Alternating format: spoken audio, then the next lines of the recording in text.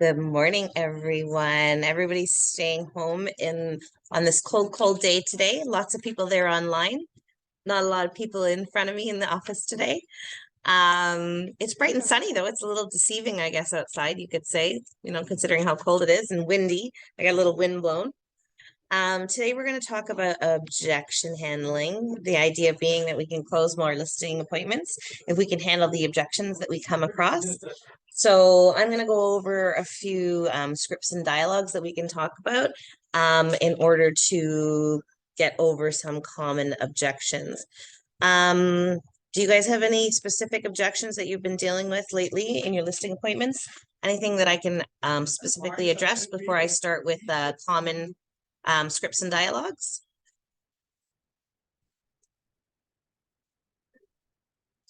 Have you guys been preparing for your listing appointments, practicing your CMA?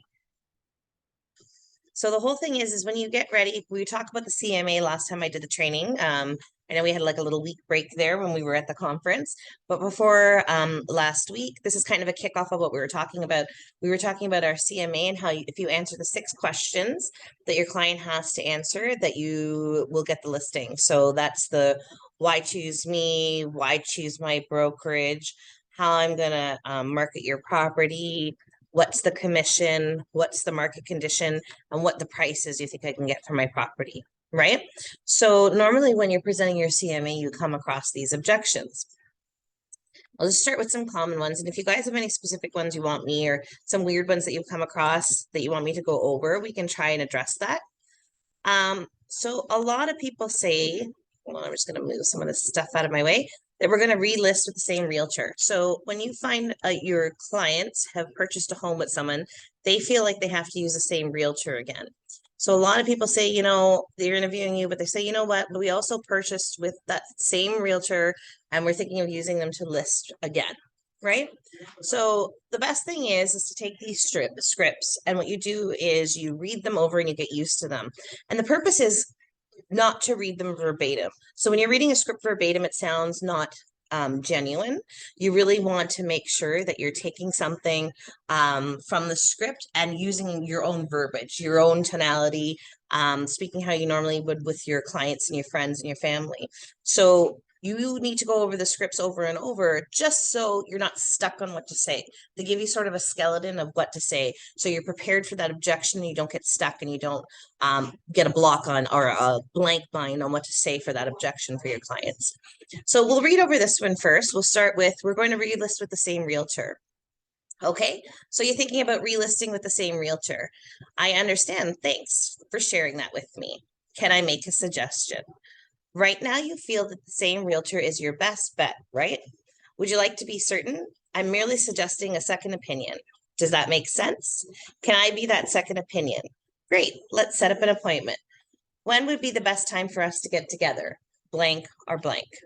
So there's a couple of common things I want to go over when you go over your script, not just how to overcome this objection. So the main guts of how to overcome this objection would be that you're suggesting that you don't want to rely on just one person. You want to have a second opinion. You want to have, whenever you get a quote to fix your plumbing, if it's broke, you usually get 2 or 3 quotes to make sure that you're choosing the best person, right? So I just want to ensure that you're choosing the best realtor for this position. I'd like to give you a second opinion, right?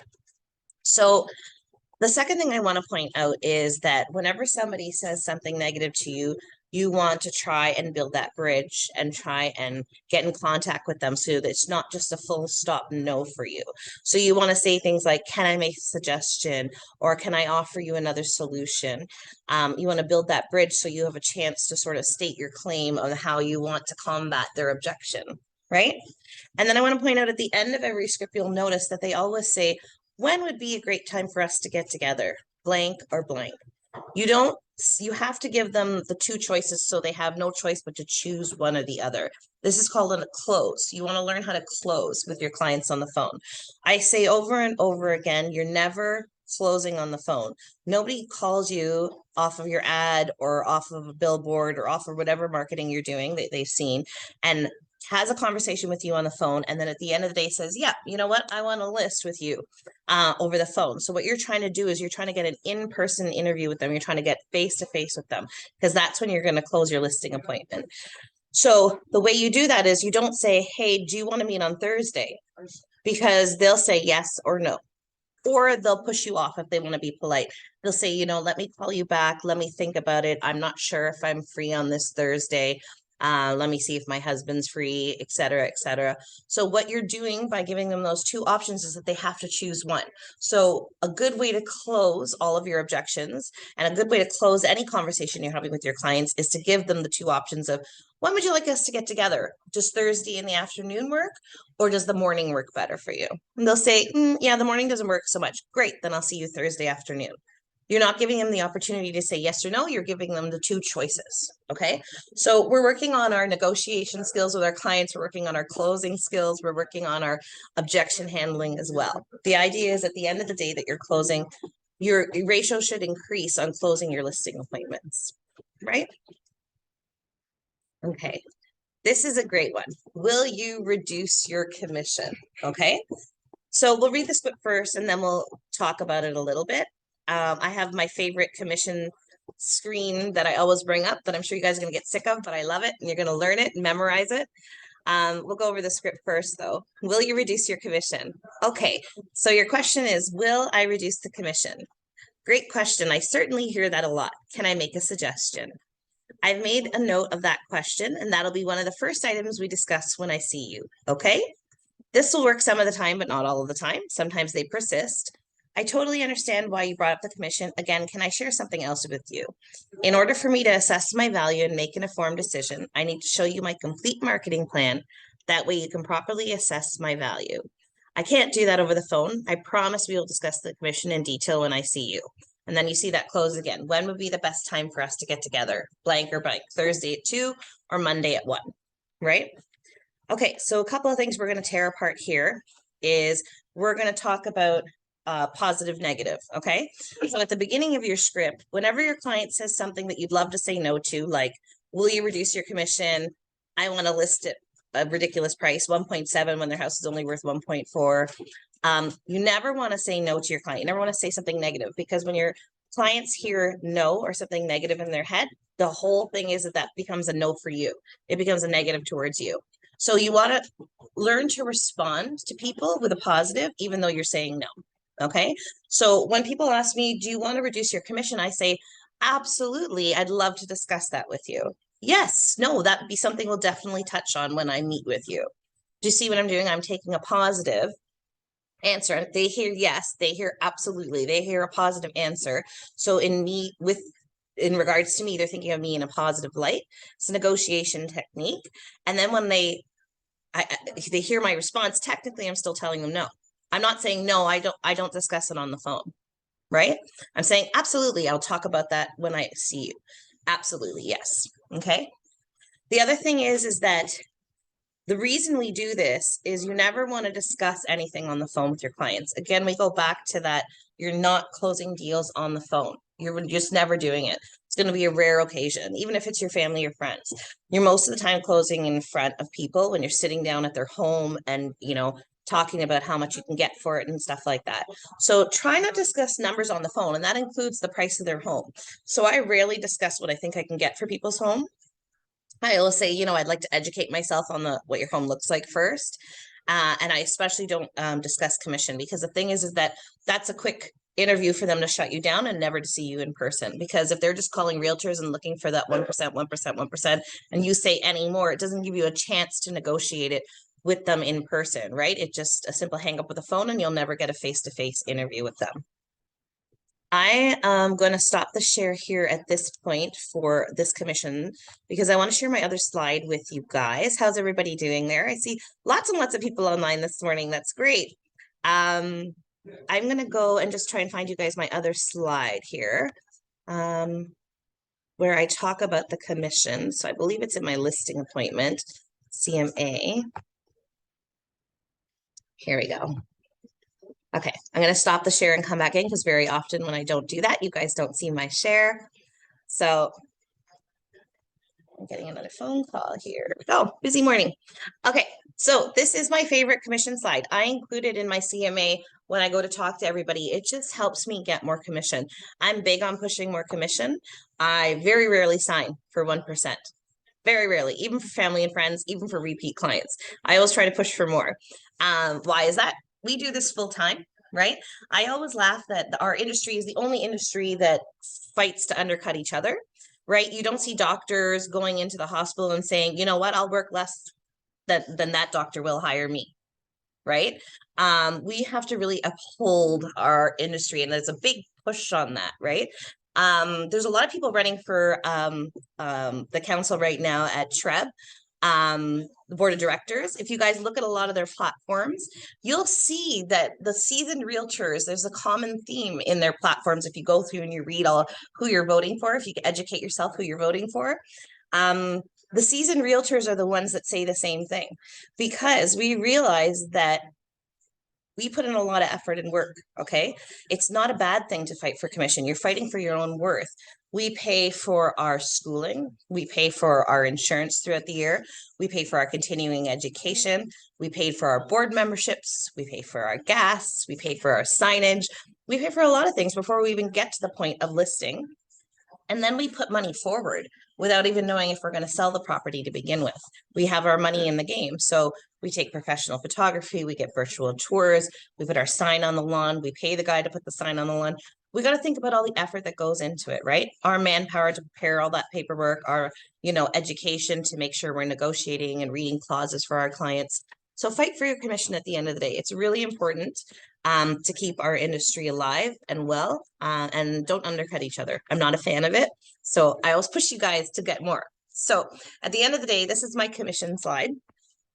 I find it always helps me get more commission. Okay.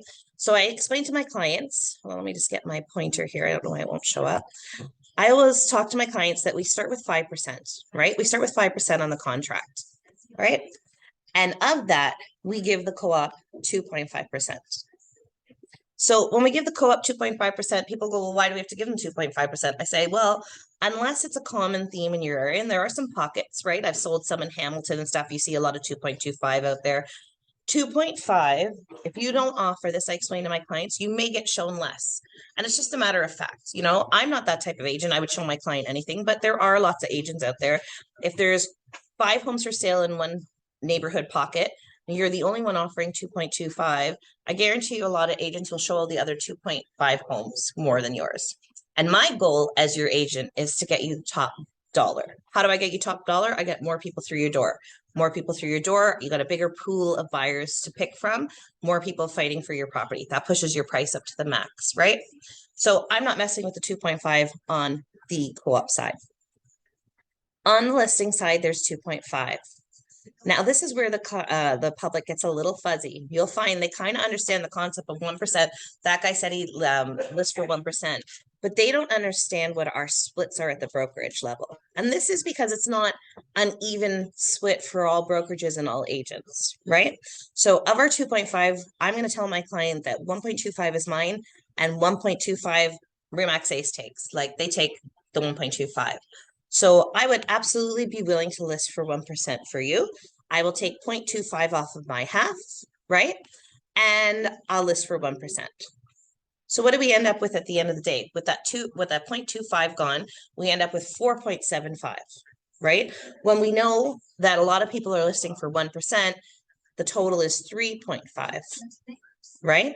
So we're getting 1.25 more. We're getting 1.25 more, right? At the end of the day, we want to make sure that we're pushing for that more commission. Okay. So take this slide, take a screenshot of this, ask me if you want me to email it to you, include it in your CMA, talk to people about it, push for that more commission. Because I guarantee you at the end of the day, when you get out of that scared zone, that nervous zone where you don't feel like you can ask for more commission, the first couple of times it works, you're going to get more and more confident that you're going to get to a point where you don't want to ever take less. You don't want to ever take less commission because of this. You'd be so confident. Okay. If anybody has questions about that, just let me know. I'm going to go back to our scripts and see what other objections we have to handle. Everybody doing all right so far? Do you guys have any questions about anything? I'm just going to stop the share real quick and come back. Make sure you guys can see my share. Everybody doing well online there? Okay, so we're going to go to this objection. Now, I'm sure everybody has heard this at least once in their life. They say we have a friend in the business. Not only a friend, everybody knows a realtor. Somebody has a realtor in their family. Somebody has a friend. Somebody has a friend who knows somebody who's a realtor. So your colleague at work wants you to use their realtor. They were fantastic, right? So we get this objection a lot, and it's important to know how to handle it without trashing other realtors. It's not classy to do that, right? So we don't want to say, oh, well, I'm better than that agent, or they do a crap job, or they're not, whatever you want to say about the other agent that they're talking about. So we have a friend in the business. Okay, so you have a friend in the business. Thank you for sharing that with me. I appreciate that. Can I share something with you that might prevent you from making a mistake? When it comes to the sale of the home, are you looking to sell it for maximum price? Or are you looking to do your friend a favor? They'll probably say, I think my friend can sell it for the maximum price. Okay, if you think your friend can sell it for a maximum price, excellent. Can I make a suggestion? Why don't you let me give you a second opinion? If you like what I say, great. If you still think your friend is best bet, no problem. At least you be sure you selected the right realtor. Does that make sense? What would be the best time for us to get together? Thursday at 2 or Monday at 1, right? So we see the common things again where we're building that bridge. Can I make a suggestion? Can I tell you something? Can I give you another opinion? This objection mainly focuses on giving them that second opinion. What I'm trying to do is I'm just trying to get my foot in the door. I'm going to say, of course, I'm sure your agent is fantastic. It's always good to get a second opinion. I'd love to give you, those options. Another thing is you guys want to focus on what are your strengths. Okay. When I talked, I hate having a week in between because I kind of like to, I set up my training in a certain way where it sort of flows, right? But if you guys remember when I was talking about the CMA before we got to this subject for scripts and dialogues or objection handling for the listing appointment, I was talking about inserting in your CMA how I'm going to market your property. So what are your strengths? What are you doing for the property that's better than other agents? And when you itemize all the things you're doing, people realize your value, right? So we take for granted that we sit and we fill out the MLS data sheet and that we put it up on our website and we push it out on our social media and we put it in our group chats that we're in on WhatsApp with other agents. But those are all things that you're doing and you're working and you're taking time to push out. So this is a good time to mention a lot of that. If you have a certain forte, like you're amazing at, social media marketing, or if you're like me, I always push and I say, I don't just let the listing go up online and sit. I'm a really active agent. I'm most likely going to door knock the neighborhood, send out flyers, cold call, do my just listed calls for the neighborhood or the building where I have that listing. So this is a good time to push that as well. You can say, I'm sure that agent's fantastic. Can I tell you the things that I do to list and market a property?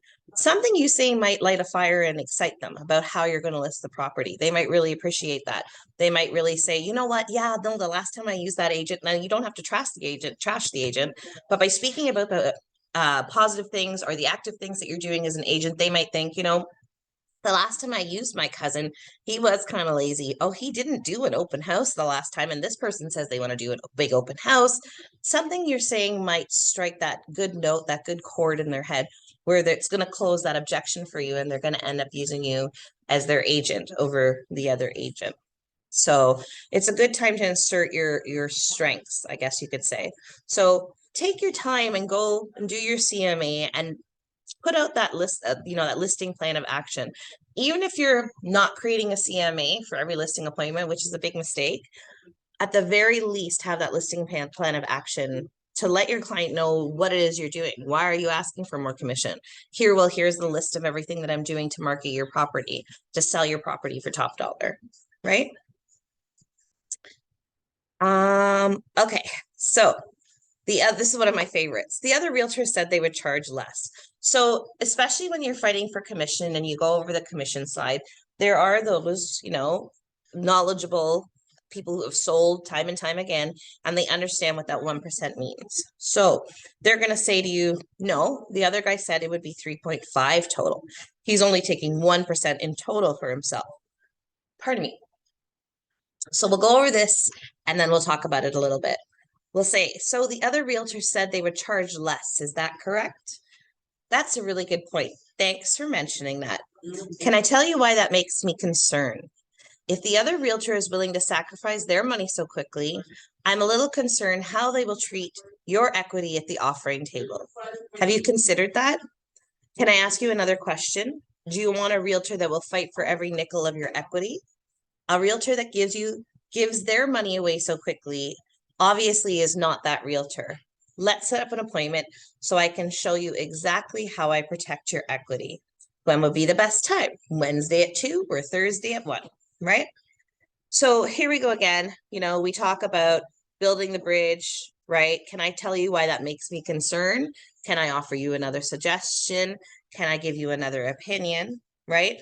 And I love this. Very often, I've changed this over the years. I've read the script time and time again. I was actually thinking, the other day, I've gone over these scripts so many times. It's time to redo my slides because they've been over photocopied over 10 years now.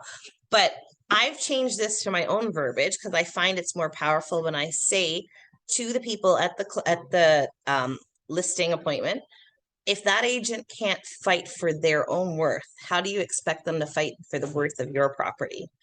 Right? Think about that for a minute. Really powerful when you say that. This is the biggest transaction in people's lives, right? We're dealing with your basic bungalow in Scarborough is $1 million. When other time in anybody's life do they do a transaction that's $1 million, right? So think about it. It's your biggest transaction that you're going to make as a seller. And you're going to choose an agent that can't even fight for their own worth. How are they going to fight for the worth of your property, right? It really makes people think for a second because there you are, they shouldn't take offense or they shouldn't get angry and they shouldn't grumble about the few little pennies that they're going to pay us extra because I'm fighting for a bigger worth for their property. And I often put that into perspective for them. I always say, so if I'm going to fight for more for your property, I guarantee you almost that I know I'm a hard fighter. I know I'm part of the negotiating table. I know that I can get you a good chunk more for your property. So, this little extra 0.5 or 1% that you're giving me shouldn't be a big concern for you because I'm fighting for a bigger chunk, right? But especially when you point out that they're not fighting for their own worth, they consider you to be a tough cookie then at the end of the day. They want someone, they go, yeah, you know what? I do like you. I think you will fight for more for my property. I also tell people that I'm very competitive. I love telling my clients that. I say, you know what, I'm really competitive. I want to beat the last sale in your neighborhood. I want to beat the last sale in this building. I know I'm competitive, so I want to fight for every penny. I'm telling you in the CMA that your property's only worth like $1 million, say, but I want to fight for more. I'm going to fight for every penny more. If I get you 1.7, I'd be ecstatic, obviously, but this is what I'm educating you what the market value is. But I'm definitely going to fight every step of the way for every penny I can get for you. So it shows your clients that you're going to fight for it. You're feisty for it, right? Okay. The next objection. Anybody have any questions so far? I feel like I talk your guys' ears off and then you guys sit there all quiet and nice. Good studious students at home. Okay, so the next objection we're going to go over is the for sale by owner. So if you guys are doing your cold calls and you guys should always be writing down notes. I find my phone is full of notes. I constantly opening new notes, constantly saving stuff on my phone. So you're not going to be a successful realtor if you don't keep your eyes open when you're driving around and you see a for sale by owner sign. You should be taking that number down immediately because that's something that you're going to call. That's something that's supposed to be your business, right? So I often take them down and we call them. And when you call a for sale by owner, if you guys have ever tried to do it, the most common thing is that they don't want to pay listing commission, right? And they don't want to pay it so bad that they say to you, you know what, if you bring us a buyer, we'll pay you 3%. So they, in their mind, are even getting less than the 3.5 that these 1% realtors are offering for listing. You understand? So they're thinking, I'll pay 3%. Okay, let's read this and then we'll go over what we do to get over that objection. Okay, so if I bring you a buyer, you will pay 3%. Is that correct? Thanks for the opportunity. I really appreciate it. Can I make you a suggestion? I would love to be in a position to speak intelligently to my buyers about your property. When would be the best time for me to stop by and preview your home? Monday at 2 or Tuesday at 11. When I see you at my presentation, it only takes 15 minutes. If that makes sense, great. If not, no problem. I look forward to seeing you Tuesday at 2. So this is a good way to get over this objection a little bit. It doesn't really address the 3%. So I'm going to take this script a little bit further to what I find has worked over the years. So the first thing you want to say to for sale by owners is that a lot of them say, bring me a buyer, bring me a buyer. A lot of times to get over that objection is to say, well, I have a lot of buyers that I work with. I don't know how to speak intelligently about your home. I would love to come and take a walk through. So why are we doing this as agents? We do want to take a walk through because obviously if you have a buyer, if this buyer is looking for a fixer upper and this buyer is looking for an immaculate home that's totally move-in ready, you don't know what the condition is inside because everybody thinks their home is beautiful, right? So you want to get in there, and you do want to get in there to educate your clients, to educate yourself, sorry, so you know what buyer it suits. But we go back to that you're not closing appointments on the phone, right? You want to get face-to-face with these sellers so you know that you can try, you have an attempt to close this for sale by owner and try to get them listing, right? The other angle I take with for sale by owners is very often they don't realize what they're doing, right? They're saying, I'll give you 3% if you bring a buyer.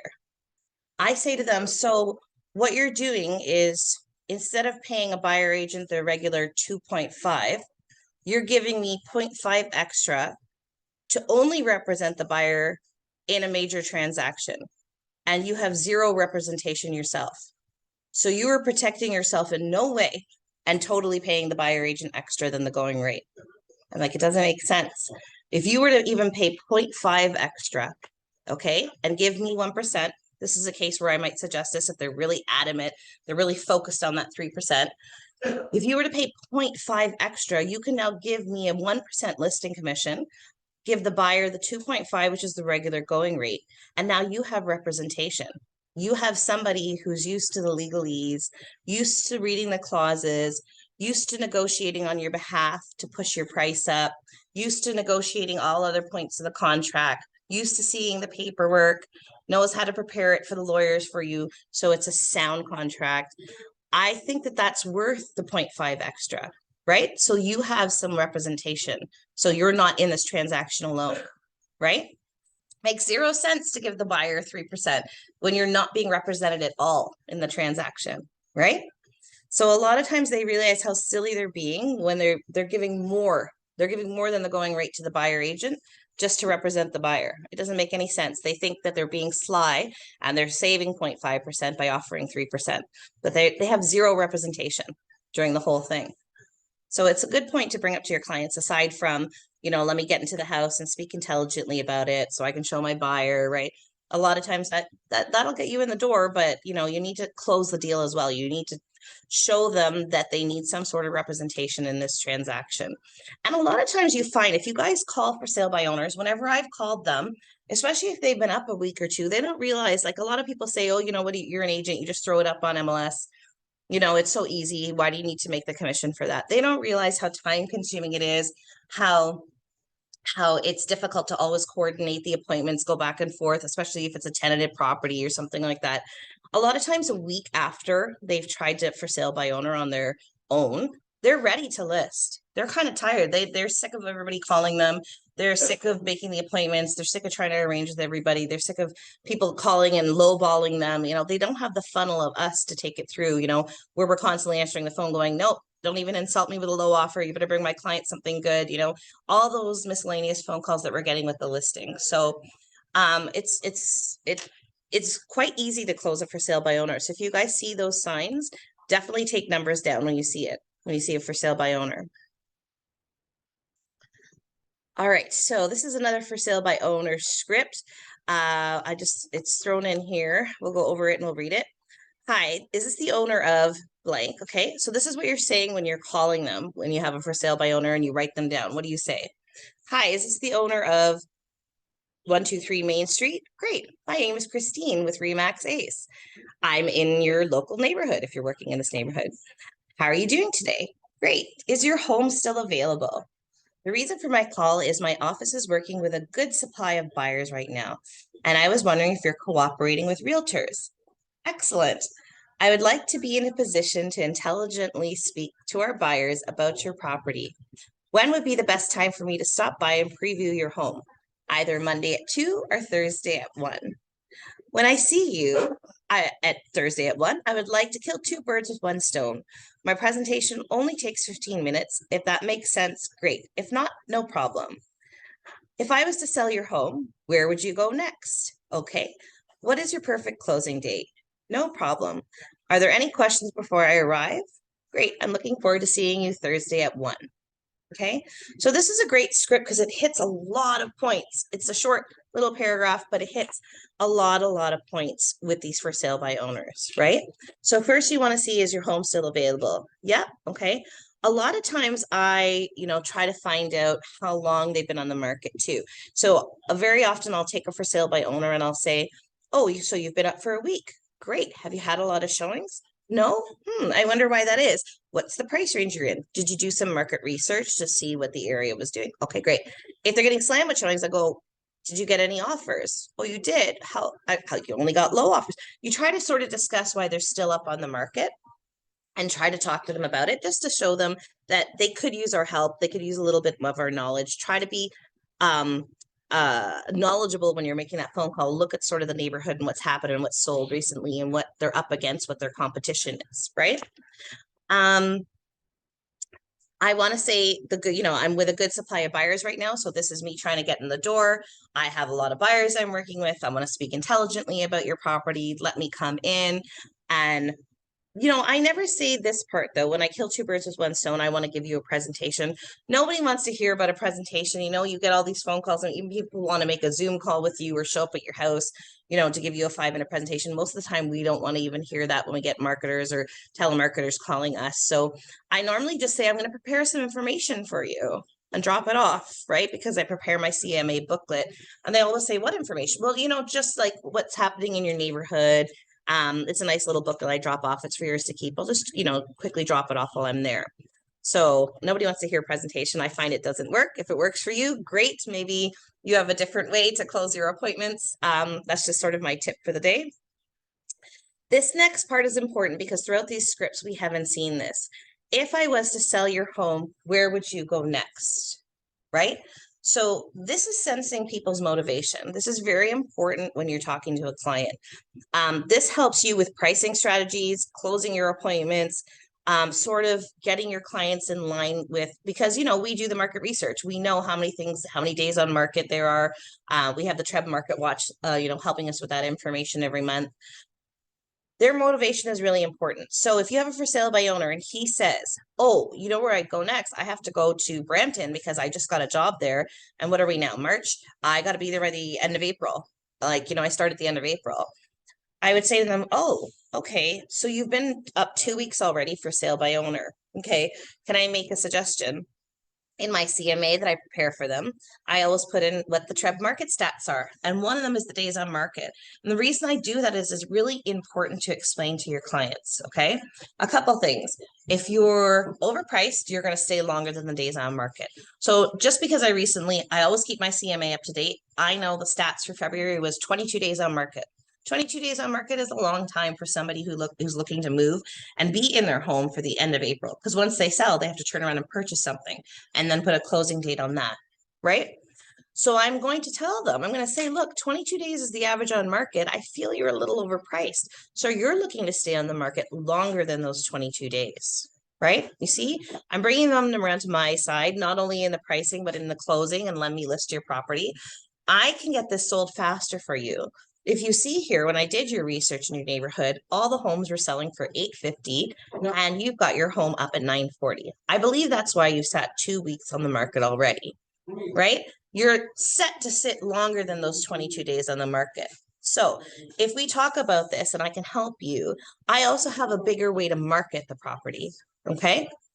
Even if you really feel that this is a good price, you need to appeal to more people. And you don't have the power of MLS. When I post on MLS and Remax, we have to use our brand a lot because our brand is really powerful.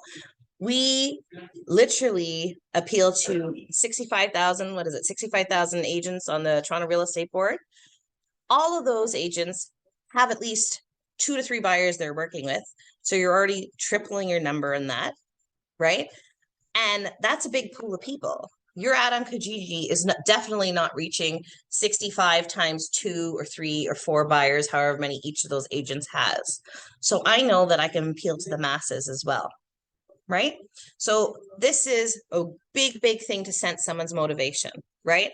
If you come across a for sale by owner who kind of says, you know what, I don't really need to go anywhere. I'm thinking in the next 5 years, I might downsize. I just threw it up to see if I'd get, $1 million, and things are only going for 850 in their neighborhood. You probably don't want to fight too hard for that listing. That's a really not motivated person, which is probably why they're trying to just do it on their own. So yeah, definitely try to sense your client's motivation all the time when you're trying to close your listing appointments, right? You want to find out what their closing date is, where they need to go, if what they're looking for is reasonable. And you want to find out, like, I often ask my clients, how much is left in your mortgage, right? So you're looking to get 850, you only have 300 left in your mortgage. Great. So we have 550. Is that what you need to go on and move to your next purchase? It depends whether upsizing, downsizing, right? Talk about it with your clients. Okay. So we're going to keep it off the market for a while. Okay, so you're planning to keep it off the market for a while, is that correct? Thanks for sharing with me. I really appreciate it. Do you mind if I ask you a question? If you had an offer for your home in the next 30 days for the right price and the right closing date, would you consider it? If you would give me 15 minutes of your time, I would let you know if we could do that. Which is better for you? Monday at 2, Thursday at 1. Okay, so this script is good for sale by owners. If you call them and they're going, no, you know what, I'm going to take it off. I'm fed up. I've had it up for 2 weeks now. I'm going to take it off the market for a while. This is also good if you're calling your expired or terminated listings. They've expired or terminated for a reason. Either expired because they were at a high price range, they didn't get enough showings, their agent wasn't marketing it properly, something. Terminated, again, same thing. They got fed up with their agent. They didn't want to do with them anymore. They're sick of all the showings happening. They just want to cancel it. They're just done with it. If you ask them though, what if I brought you an offer in the next 30 days and it was in your price range, right? Would you not want to sell it, right? I would want you to give me 15 minutes of your time so I can sit down and tell you how I think that I can do a good job and get that price for you. But I'm not capable of doing that unless you let me list it for you, right? So if they're still saying, yeah, you know what, if you got me an offer in 30 days, yeah, I would. There's a good chance you can close that expired or terminated or for sale by owner, right? So definitely something to say to them. I'm almost running out of time, 11:17. I got a just listed and a just sold script. Okay. These are my lifeline. If you guys aren't doing these, you guys are going to get more business. I guarantee you they work. If you don't like door knocking, do these. And I find, you know what, they're not really cold calls because you're not just calling people, hey, you want to sell? No, okay, click. Hey, you want to sell? They hang up on you. Hey, you want to sell? I'm eating dinner right now. Click, click, click. These are, I consider them a little bit warmer because you have something to say. You have something to offer these people. So if I have a listing in a building, I'm going to pull up 411. I'm going to start calling everybody in the building and I'm going to say, hi, this is Christine from Remax Ace. I'm with the local real estate office. The reason for my call is I just listed a unit in your building at 68 Grangeway. The asking price is $579. I was wondering who you might, a lot of times when you get people, when you get to the first line, if you do cold calling, they often want to hang up with you and they go, oh, Remax, no, I don't. I go, no, wait. I'm not asking if you're selling your house. And they kind of go, huh, you're not? They get a little confused because they get a lot of those agents calling them. A lot of those agent calls saying, you want to sell, right? So this script is great because I find it always gets a giggle out of people. I was wondering who you might know that would like to move into our neighborhood. It's kind of pick your own neighbor program. And they giggle and they say, thanks for thinking about that. This is also something I push to close my listing appointments because I always tell my clients, 6 degrees of separation. I'm going to call your whole building. Somebody knows somebody who wants to move into this building, right? They have, a neighbor, a friend, a son, a daughter, a cousin. Somebody wants to move into this building or somebody wants to move into this neighborhood of that listing that you just got. So it works both ways, right? So thanks for thinking about that. Then, now that I've softened them up and they've stayed on the phone with me, if you are able to keep a person on the phone longer than the first 10 seconds, they'll listen to you. FYI, if you don't get hung up in the first couple of seconds, so this is why you don't start off with your hard sell. Are you selling? Are you selling? The way you close it, is that you get them on the phone, you warm them up, you have a little joke, pick your own neighbor program, and then you can go into it. You can say, lots of buyers will look at this property I have listed and they won't select it, but they still want the neighborhood. They still want this building. So my question is, if I had a buyer for your home, would you ever consider selling? A lot of times some people will say, no, I'm here for life. I love it. I just downsized. I love this building. Or they'll say, you know what, I was kind of thinking of selling. You think I could get that much for my home? And I would say, yeah, absolutely. I'd love to come and see it. I'll tell you if you can get that much for your home, right? Just listed calls, definitely a good lifeline for me. And then again, you go on with the motivation. If you were to sell, where would you move? What would be your closing date? Great. Okay. I'm almost out of time, so I'm going to go over the just sold real quick. Just sold. Just sold is another lifeline. You guys, if you sell something and you don't do your just sold calls, or you don't send out at the bare minimum just sold flyers, is a big mistake, because you've got a listing in the neighborhood. They see a big sold sign, or they see online that property or that unit has sold in their building. They already know that you can do it. They already know you can get a good price. They already know you did the sale. They know you're capable, right? So you should be boasting that to everybody, trying to jump off and get another sale in that building or another sale in that neighborhood pocket, right? So the script is, hi, this is Christine. I'm with the local real estate office. I'm with Remax Ace. How are you doing today? The reason for my call is I just sold your neighbor's home or your neighbor's unit, on the second floor, unit 232. Here are a few buyers who didn't select that property though, and I still have lots of buyers that are looking in this pocket or looking in this neighborhood or looking in this building. So my question is, if I had a buyer for your home, would you consider selling? Right? And then again, we go on with the sensing the motivation for the clients and what they want to do. This, I tell you guys, has to be like practice. It's just like being in school and doing your homework and memorizing your times tables or something like that. Scripts and dialogues will be your lifeline. Like I say, hold on, let me just stop the share there so I can see you guys. You have to read them over and over again so you're prepared. Because if you stutter or if you don't know what to say when your client throws up an objection for you, you're not going to close that client. You have to know how to respond quickly and intelligently when they throw an objection in your face. You got to be able to throw it right back with something positive, something that'll close that appointment for you, right? The only way is you can practice. You just got to practice. You got to get on the phone. You got to try to get to those listing appointments.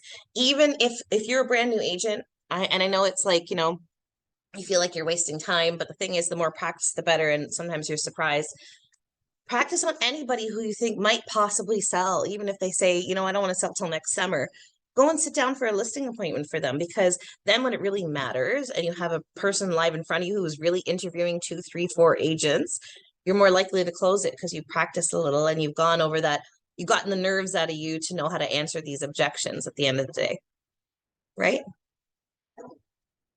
All right, how is everybody doing? Anybody have any questions for me? Nice seeing all your bright faces this morning. I will page out a nice topic for Thursday to jump off of this. I'm trying to think about what I want to do. I trying to learn the KV core myself, because as you know, right before we went to the Remax conference there, that week we all got on KV core. I don't know if you guys have gone into your Remax back office and played with it at all. I'm trying to learn it and teach myself so that we can go and teach you guys how to use it and what the good functions are of it. But if you go on right now, Remax isn't offering any training, live training on it yet.